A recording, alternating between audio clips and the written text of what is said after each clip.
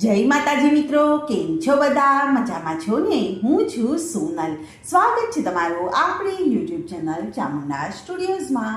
મિત્રો, આજે હું તમારી માટે લઈને આવી છું પુરુષોત્તમ માસની કથા.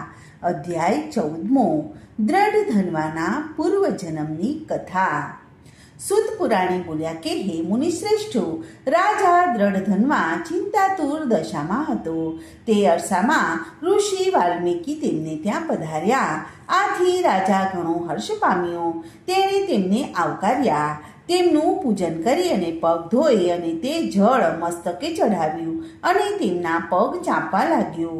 ઋષિ વાલ્મીકીએ તેને ઉદ્દેશીને કારણ પૂછતા તેણે જંગલમાં બનેલી ઘટના કહી સંભળાવી. પોપટનો કહેવાનો અર્થ શું છે તે પણ પૂછ્યું.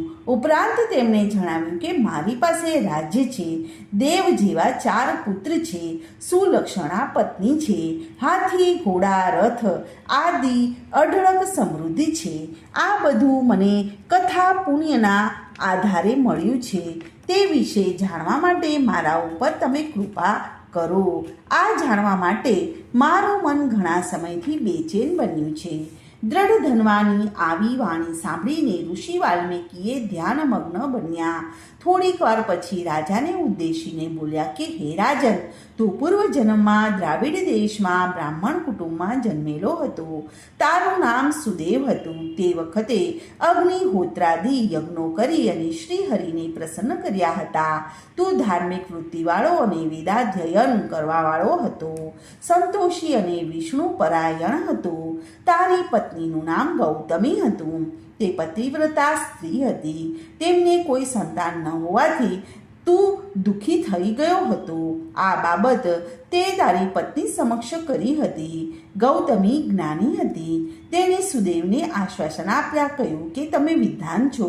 સંતાનની લાલસા રાખીને શા માટે તમે દુઃખી થાવ છો? જો સદભાગ્યે પુત્ર હોય તો તે કુળને તારે છે, પરંતુ કુપુત્ર હોય તો જીવન વિસ્મય બનાવી દે છે, કુળને કલંક લાગે છે. માટે મારું કહેવું એ છે કે તમે ચિંતા છોડી અને તમે શ્રીહરિનું ભક્તિપૂર્વક આરાધન કરો. તે તમારી ચિંતા દૂર કરશે. અને જેમ કદર્મ ઋષિની શ્રદ્ધા ભક્તિથી ખુશ થઈને ભગવાને તેમને કપિલદેવ નામના પુત્રની ભેટ કરી હતી, તેમ ભગવાન આપણી સામે પણ જોશે. ગૌતમીના આવા વચનો સાંભળી અને સુદેવ આનંદિત થઈ ગયો.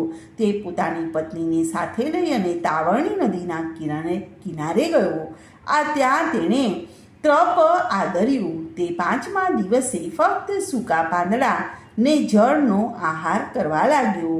આમ તપ કરતા 4000 વર્ષો વીતી ગયા. સુદેવના તપથી પ્રસન્ન થઈ અને ભગવાન વિષ્ણુ ગરુડ ઉપર બેસી અને તેમની પાસે આવ્યા.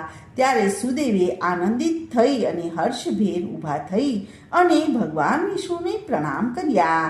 શ્રી બૃહ નારદીય પુરાણના પુરુષોત્તમ મહાત્મયનો દ્રઢ ધનવાના પૂર્વજન્મની કથા નામનો 14મો અધ્યાય સંપૂર્ણમ. હવે આપણે સાંભળીશું પુરુષોત્તમ માસની પાવન કથા, જેનું નામ છે મૌન વ્રતની કથા. અવંતીમાં એક પવિત્ર વિદ્વાન બ્રાહ્મણ રહેતો હતો. તેનું નામ ધર્મદાસ હતું. ખરેખર તે હંમેશા ધર્મમય જીવન ગાળતો હતો. તેણે જીવનમાં ઘણા વર્ષો તપમાં ગાળવાથી તેની ખ્યાતિ તપસ્વી તરીકે થતી હતી. વારંવાર તપ કરવાથી ધર્મદાસનું શરીર દુર્બળ અને કૃશ થઈ ગયું હતું. તેની ઉંમર 70 વર્ષની થઈ ગઈ હતી. એવામાં પુરુષોત્તમ માસ આવ્યો. ધર્મદાસ પુરુષોત્તમ વ્રતનો મહિમા જાણતો હતો. તેથી તેણે પુરુષોત્તમ વ્રતનું કરવાનું નક્કી કર્યું. વ્રતના પહેલા દિવસે તે પ્રાંતઃકાળમાં ઉઠી અને નદીએ સ્નાન કરવા ગયો. વ્રત નિયમ મુજબ તેણે કાંઠા ગોરમાનું પૂજન કર્યું, કથા વાર્તા સાંભળી અને બ્રાહ્મણને યથાશક્તિ દાન આપી અને પોતાના મુકામે આવી પહોંચ્યો. 70 વર્ષની ઉંમરે આટલું ચાલતા તે થાકી ગયો હતો. ઉપરાંત તેણે ઉપવાસ કર્યો હોવાથી તેના શરીરમાં આશક્તિ આવી ગઈ હતી. બીજે દિવસે તે સ્નાન કરવા માટે નદીએ ગયો. ગઈકાલ કરતાં આજે તેની તકલીફ વધી પડી હતી. બીજા દિવસનો ઉપવાસ તેને વશમાં લાગી ગયો. તેનો જીવ ગભરાવા લાગ્યો. તે વિચાર કરવા લાગ્યો કે બીજા દિવસના ઉપવાસે મારી આવી હાલત થઈ ગઈ છે તો આખો મહિનો કેમ ખેંચાશે? પણ સંકલ્પ કરેલો હતો, તેથી નિયમ ભંગ કરે તો તે દોષમાં પડે. તેના દુર્બળ શરીરથી હવે ઉપવાસ થઈ શકે તેમ ન હતું, પરંતુ ધર્મ પ્રત્યે અડગ આસ્થા હતી. એ શરીરથી ભલે ભાંગી પડ્યો હોય, પણ મન ઘણું જ મજબૂત હતું. દિવસ દરમિયાન અને મોડી રાત સુધી ધર્મદાસ જાગતો રહ્યો અને પુરુષોત્તમ ભગવાનનું નામ અને સ્મરણ કરતો રહ્યો. મોડી રાત્રે ઊંઘ આવી અને સપનામાં તેને પુરુષોત્તમ ભગવાનના દર્શન થયા. તે બોલ્યા કે હે ભક્ત, તારાથી ન થઈ શકે તેવું વ્રત તે લીધું છે. 2 દિવસના ઉપવાસથી તારા હોશ કોશ ઉડી ગયા છે. આથી તારાથી ટકી રહેવું મુશ્કેલ છે. વ્રત સંકલ્પ કરીને ભાંગવો તેમાં દોષ છે. તારો મજબૂત સંકલ્પ જોઈને હું તારું વ્રત જળવાઈ રહે એવો રસ્તો તને બતાવવા માટે આવ્યો છું. આ પુરુષોત્તમ માસમાં જે મૌન પાળે છે તે ખાય તો પણ તેને ઉપવાસનું ફળ મળે છે. માટે તું મૌન વ્રત લઈ લે. આખો દિવસ મૌન વ્રત રાખ. આમ ધર્મદાસને ઉપાય બતાવી અને ભગવાન અંતર ધ્યાન થઈ ગયા. સપનું પૂરું થતાં ધર્મદાસ જાગી ગયો. તેણે તરત જ તે જ પળે મૌન વ્રત ધારણ કરી લીધું. ત્રીજા દિવસે તે મહાપરાણે લાકડીના ટેકા વડે નદીએ સ્નાન કરવા ગયો. પછી ઘેર આવ્યા પછી ભોજન લીધું. ભોજન લીધા પછી શરીરમાં કંઈક શક્તિનો સંચાર થયો. તેણે આખો દિવસ મૌન વ્રત રાખી પુરુષોત્તમ ભગવાનનું નામ અને સ્મરણ ચાલુ રાખ્યું. શરીરમાં શક્તિનો સંચાર થતાં તેનું મનોબળ વધુ દ્રઢ થઈ ગયું. આ રીતે આખા પુરુષોત્તમ માસમાં વ્રત પૂરું કર્યું. તેણે વ્રતનું ઉજવણું પોતાની શક્તિ પ્રમાણે કર્યું. ધર્મદાસની શ્રદ્ધાપૂર્વક ભક્તિથી ભગવાન પુરુષોત્તમ તેના ઉપર પ્રસન્ન થયા અને તેને પ્રગટ થઈને કહેવા લાગ્યા કે હે વિપ્ર, તારી ઈચ્છા હોય તે તું માંગી લે. હું તારા ઉપર પ્રસન્ન થયો છું.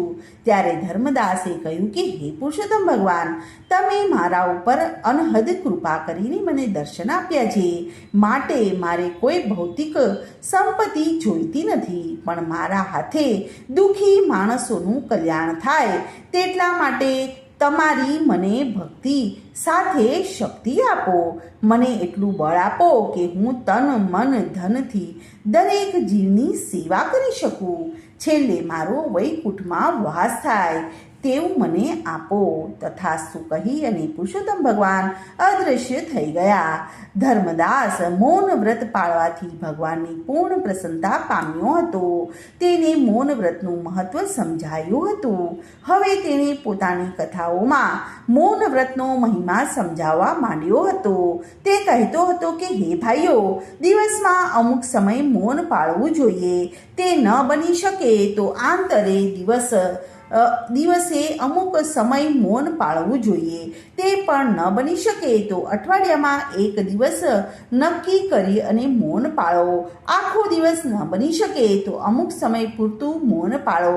તે પણ ન બની શકે તો છેવટે જમતી વખતે તો અવશ્ય મૌન પાળો. આનાથી તમને અનેક પ્રકારના લાભ થશે. 12 વર્ષ સુધી જે મૌન પાળે છે તેને વચન સિદ્ધિ પ્રાપ્ત થાય છે.